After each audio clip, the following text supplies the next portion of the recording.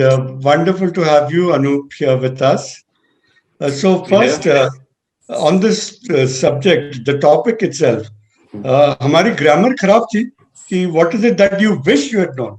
Normally, people would say, "This is what I learned in 30 years." What is it that you wish you had known? So why did you choose this particular topic to talk about? Why would you want to work hard to become a billionaire? Why wouldn't you start with $1 billion first? Okay, okay, okay. It's a there are a lot of myths and uh, misplaced thoughts that people have when they start their career or when they start investing. And if those can be reduced, then the path to success can be much, can be, much faster. It will not be as torturous, and it can be more sustained with much lower volatility. So there are a lot of things that we always wish at the that after the experience. So one should not just profit from the experience. One should profit before the experience. So that's why I thought this should be different from what I would have learned in, or what I've still not learned after 30 years of being in the market. Okay. So, what is it that you wish you had known in 1990 that you know today? I think the one is, while I am not a big fan of macroeconomics and trying to forecast GDP every year, is that over some period of time, India will grow much faster. And you have to also see the context that in 1990, India was very different from coming to the markets in 2010 or 2020. Stock markets were not as respected as they are today. So it's quite, that ironical that in this lockdown, stock markets were considered, essential services. 30 years back, Prem, you and I would not have ever thought that stock markets would have been considered essential services if something happened to India in terms of emergency. So that's Yes. a fairly big change. I mean, if we had thought that 30 years back, that would have changed our view. So in a way, it was good. 30 years back, not too many people wanted to join this business. They didn't want to be associated with the stock markets. My favorite example is that if you look at one of the papers from South India, I wouldn't want to name them just to put pressure on them. They would carry, on every Saturday, the stock market quotes on the same page where they would carry the odds for horse racing on Sunday. So that's how much we have traveled. That's how much we become more essential than we were. So to come back to the original question, I think so. A few things. One is that a lot of people start with this lure of trying to find a company which has not been discovered, a small cap or a micro cap, it becomes a large cap. And sometimes in front of us, there are these large caps which will become mega caps if we just understand and have the patience to hold. So one is that too many investors at the start of their career try to find a stock which nobody has heard of or a sector which is not yet discovered and give up some of the easy gains which are available in companies that will just benefit from steady economic growth for 5, 7, 10 years. First is that I think so. There's just too much. There is this belief that you can't generate alpha in large caps, right or wrong. So I think so that is something which most investors tend to overlook, that there is enough money to be made with much less volatility and much less, probability, of capital loss in the large caps as compared to small and micro caps, which is where they spend disproportionate amount of time. The second is, I think so, holding period. I think so. We tend to equate long term with 1 year, which was the taxation, difference, or 3 years, when real money in stocks is made after holding it for 10 years. Again, I'm sure a lot of people know the examples of Warren Buffett made his first $1 billion after the age of 50, and then kept on multiplying it with much longer, with much faster regularity. But it took him 20, 25 years of investing to reach the first billion. So I think so. 3 years or 5 years is not a long-term period when you buy stocks. I think so.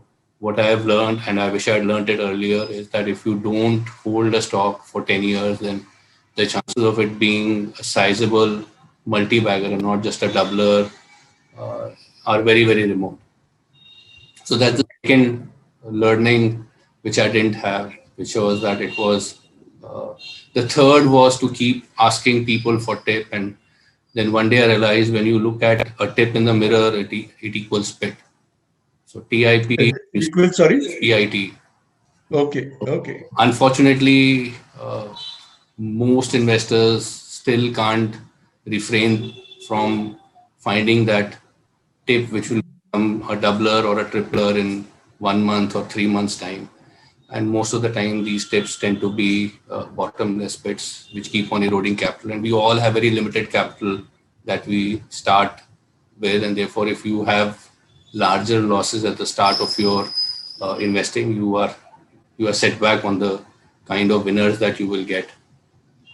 So these three are the things which I would have looked at. And fourth, which I started, was that which has changed a lot since 2008. So I'll look at the learnings pre 2008 is that I think so.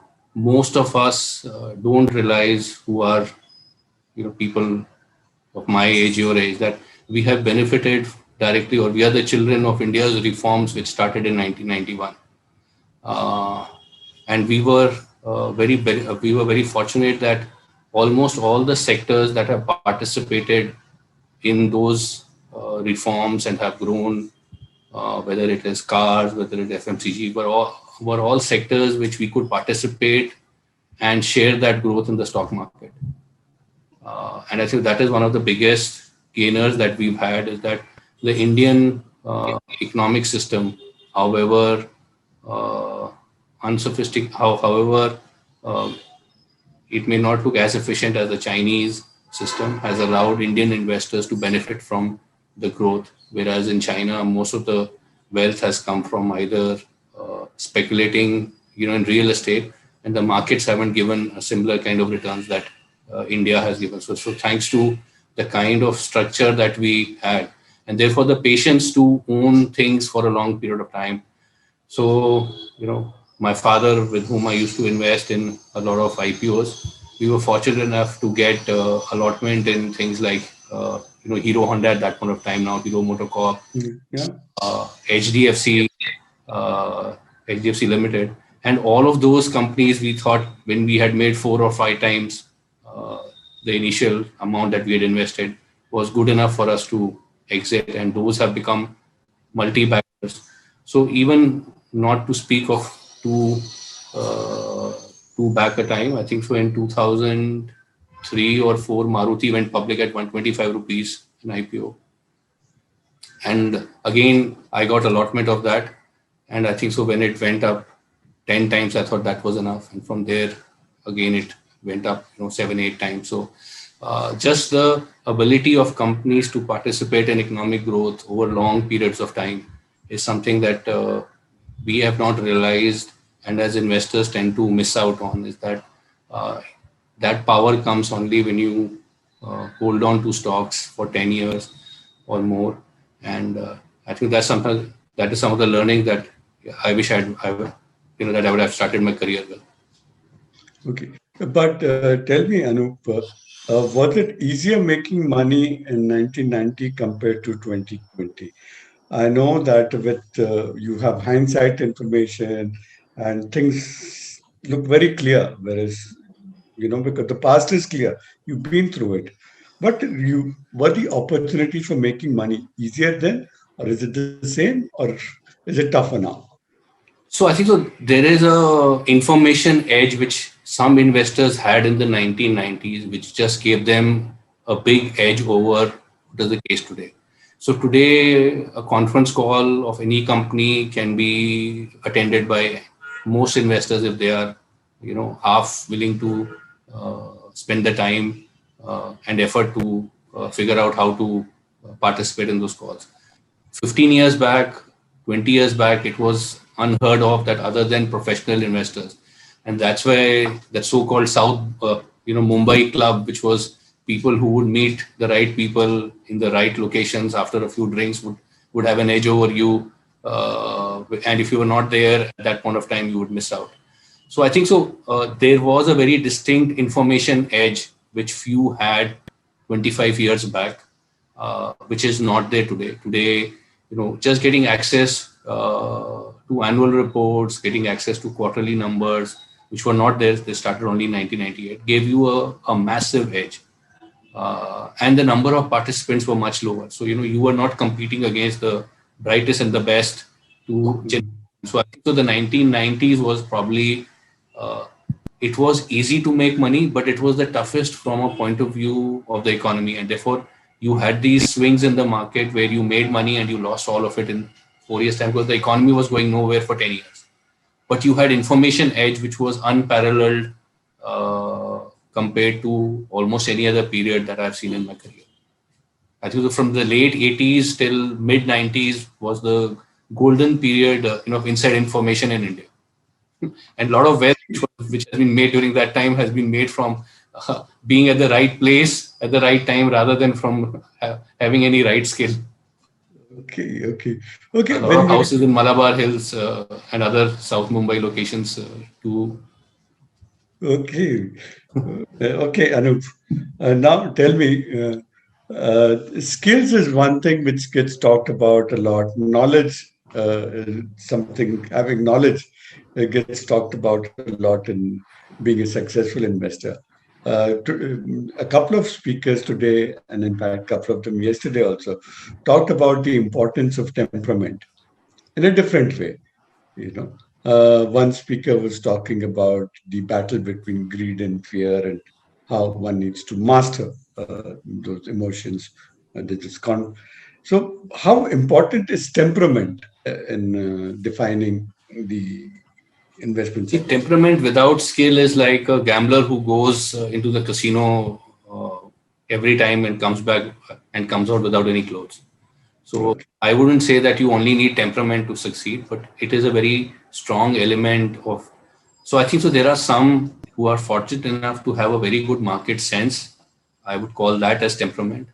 And some like me, or most like me, who even after 30 years can't differentiate a really bullish market with a really bearish market, and at the bottom think the bottom will never end, and at the top think that there is still some way to go and you will be smart enough to exit just before that proverbial top. So I think so having market sense very, very, from all the people that I have come across in my career, probably less than 2% would have a innate sense of being able to differentiate either through luck or through skill, market tops or market bottoms. 98% have to struggle. So, for every John McEnroe, there are 98, Ivan Lendls who had to struggle to achieve that, and that's the norm. So I would say temperament is required for a few things. One is that you should not be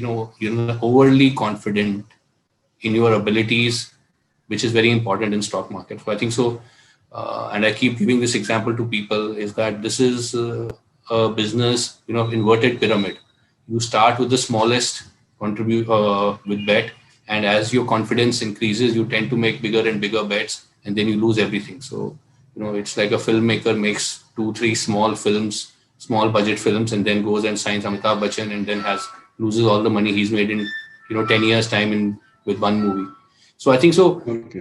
If you equate temperament to that, then I think the temperament is very important. That you should not be overtly confident, and therefore you can't make money across all market cycles. And therefore you should have the humility and understanding to be able to realize that there are some market phases in which you can make more money, and in few it is better to save your capital and protect your capital rather than try to go for aggressive bets. So I think so you'll have to differentiate by what you mean by temperament. I think very few people would have the ability to buy stocks on March 23rd this year, and very few people would have had the sense to sell all their stocks in December 2017.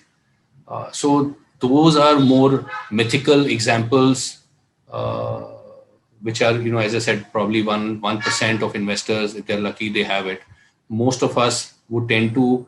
So the key is not to be, selling on the day, which is March 23rd, and not to be buying wildly on December 2017. If you can avoid those two, then I think so you are in a camp where you are, a case above average in terms of temperament. I would say that would be a more normal thing. Everyone can't be Sachin Tendulkar and play for 25 years and have an average of 58. So if you can be Lakshman and have a reasonably good career and still have those highs that you would be remembered for, is a very good achievement. In the last 2 minutes, you alluded to luck and lucky twice. How important is luck in investment success? I know luck is important, as even Warren Buffett says. We are lucky to be born in India and not in Somalia.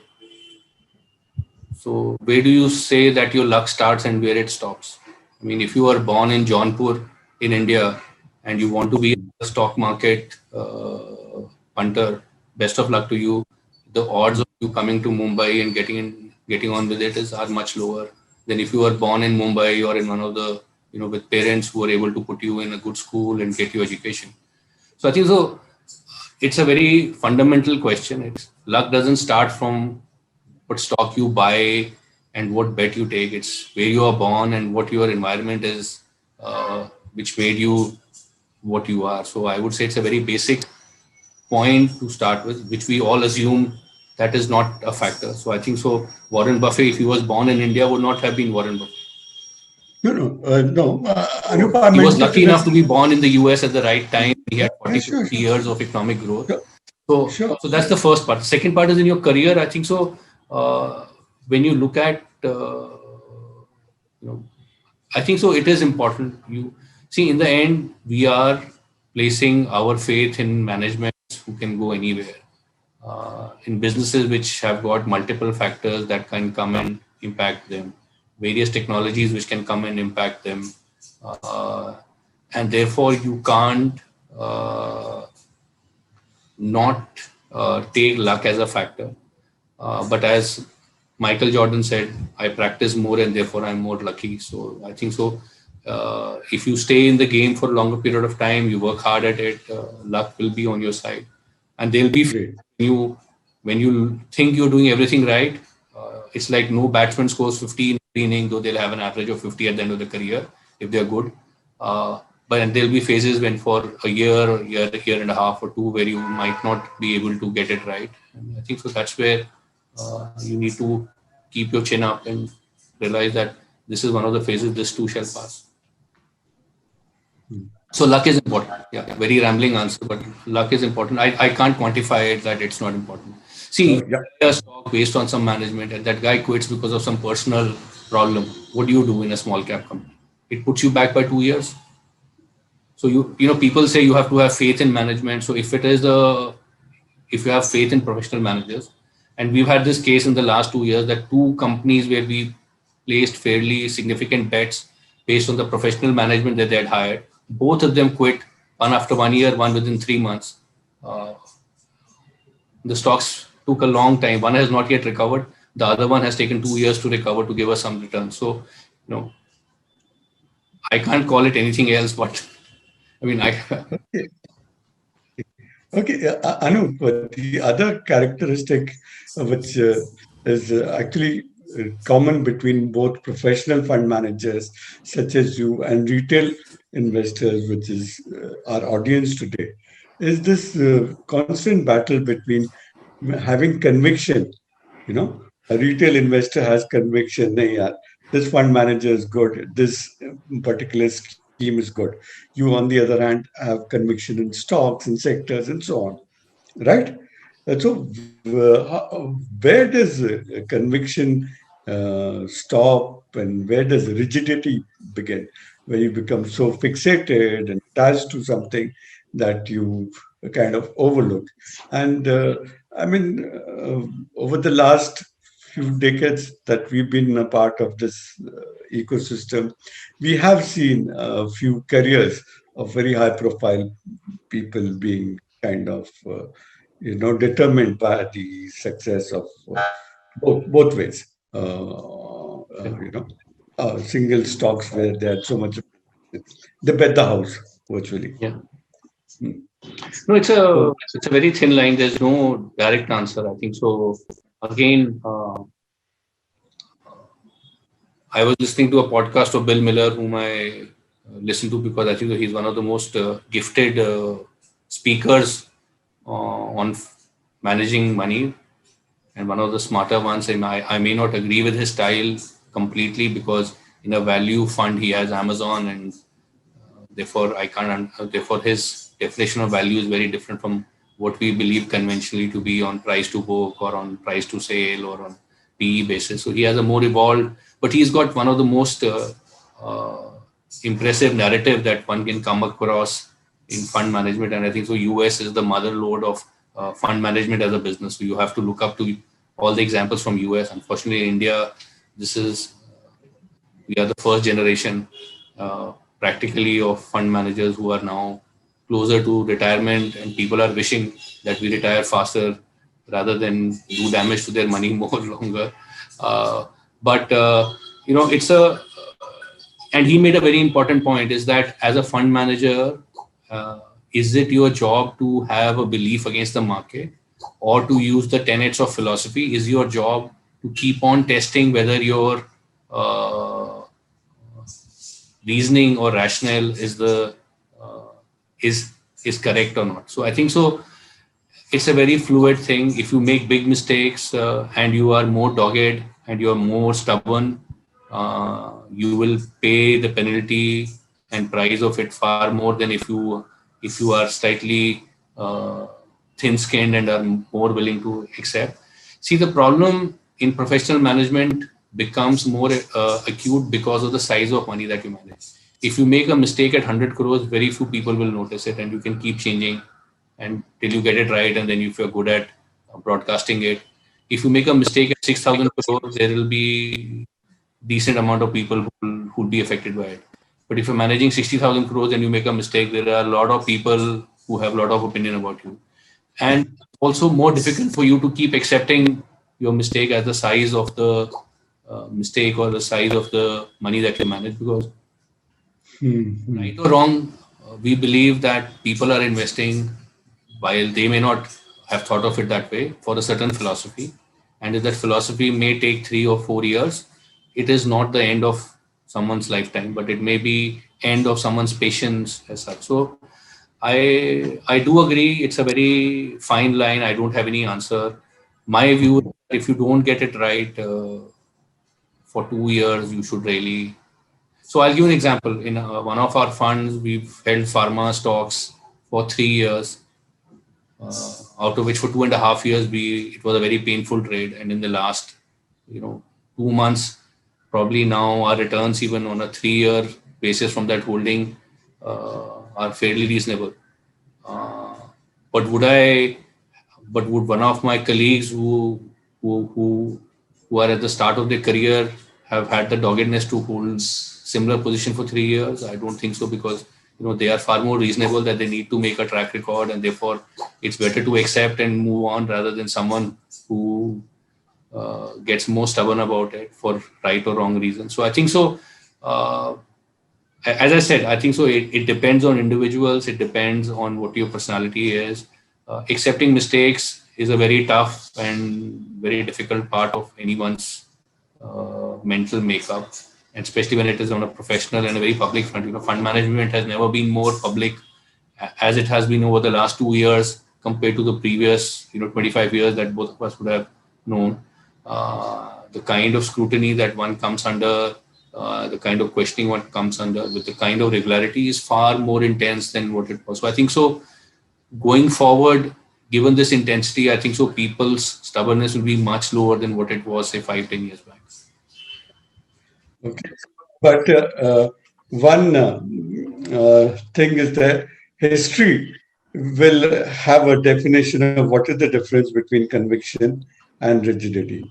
The When you bet get it gets right, it's worked out. conviction. When you don't get it right, it's The one who gets it right is conviction, yeah. and the one who gets it wrong is Dogged. or dogged or stubborn.